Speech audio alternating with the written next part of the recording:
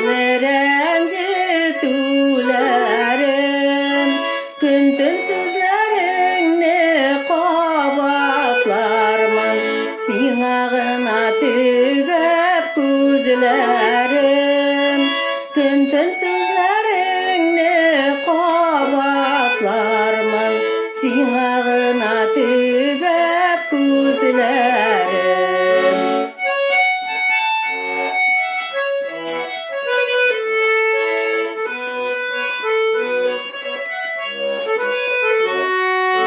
Kuk patşalığına yol görsettin, barşa kalıklar için ulir. Miňa da turmuş sulaşa erdin, uliden sin qabat tereler. Miňa da turmuş sulaşa erdin, uliden sin qabat tereler.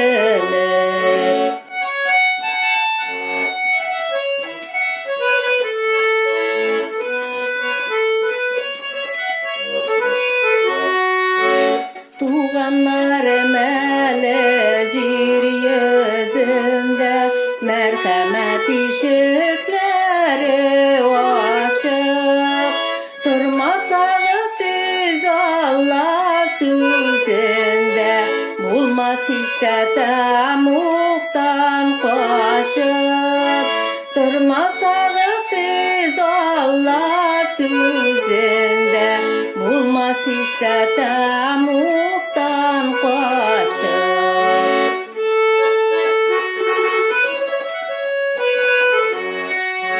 Gaysem ulep terelewin aşa, gınaklardan kotulu kildi.